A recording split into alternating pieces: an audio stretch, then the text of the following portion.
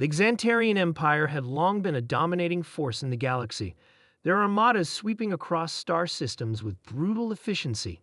For centuries, they had encountered countless species, wiping out civilizations and annexing planets with ease.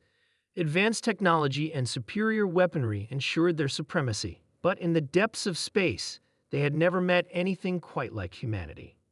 It all started when the Xantarians encountered a distant primitive planet, codenamed Earth. Initially, they dismissed the humans as nothing more than another weak, inconsequential species. Their primitive technology, clunky machines, and fragile biology made them easy targets for the Empire's scouts.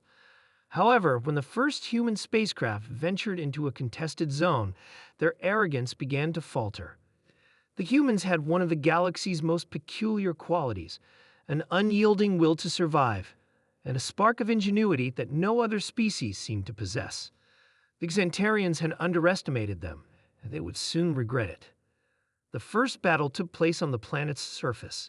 A massive Xantarian dreadnought, a ship the size of a small moon, hovered above Earth's atmosphere, casting a long shadow over the cities below. Thousands of ground troops, brutal, armored behemoths, each one a towering warrior of the Empire, descended in heavily armored dropships.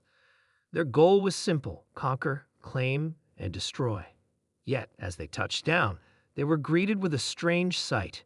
A small human force stood at the ready, seemingly undeterred by the imposing alien force. The soldiers were clad in sleek, black armor that hummed with an otherworldly energy. The material appeared far beyond anything the Xantarians had ever seen. The armor was so advanced it almost seemed alive, shifting, reacting, and glowing with an ethereal aura. At first, the Xantarians merely laughed. These humans had no idea what they were facing. Their weapons, energy blasters, plasma rifles, and shot cannons, were far more advanced than anything humanity had ever dreamed of. The Xantarian general, commanding from the safety of his ship, issued a simple command: fire. The first volley of energy bolts streaked across the sky, raining down on the human forces. But to the Xantarians' shock, the bolts collided with the humans' armor, only to ricochet off, leaving not a scratch. The alien weaponry, designed to tear through the toughest of materials, had no effect. The humans stood their ground, unscathed. The Xantarians regrouped and unleashed their heavier firepower. Massive plasma cannons, designed to melt through entire buildings in seconds, fired with devastating precision. The humans moved agile and swift, dodging the shots as if they had foreseen them. But once again, the armor shimmered and deflected the assault. Not a single human soldier was injured. The Xantarian general's amusement began to fade. He watched, stunned, as his elite warriors, who had single-handedly wiped out entire species, faced a human resistance they could not comprehend. Increase power, the general ordered, growing frustrated. He wasn't accustomed to this level of resistance. His warriors unleashed their most devastating weapons yet, rays of concentrated antimatter designed to tear through space-time itself.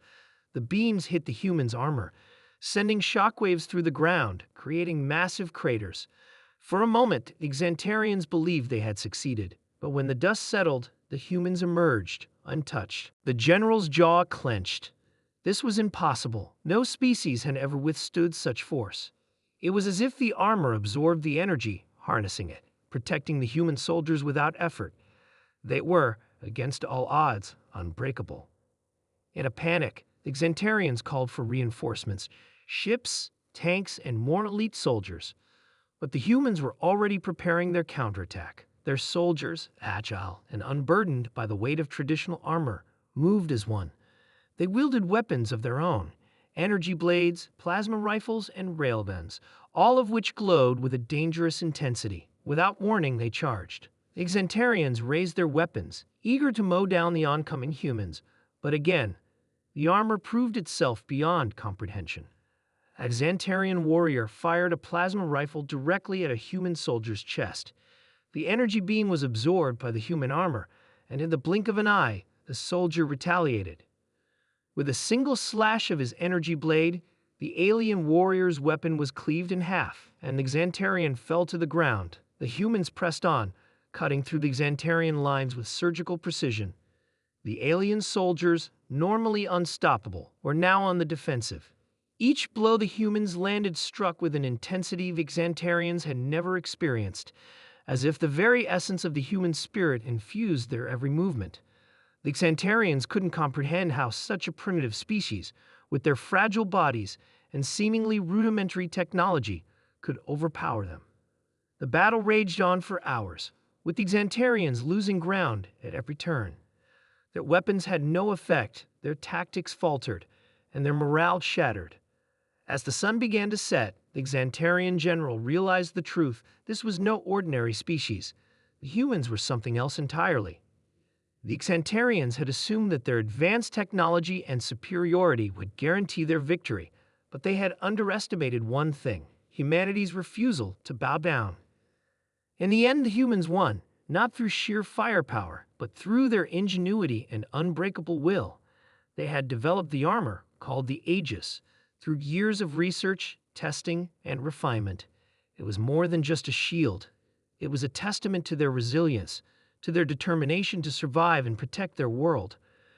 As the surviving Xantarians retreated, leaving the humans victorious, the general couldn't help but feel a deep sense of unease.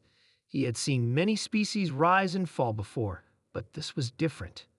The humans had something that no other species had: the power of their will, of their unity, and an unshakable belief in their ability to overcome any challenge. And that, the general knew, was something that could not be easily defeated. As the Xantarian dreadnoughts left Earth's atmosphere, a single thought echoed in their minds. Humanity was no longer a species to be ignored. They had become a force to be reckoned with.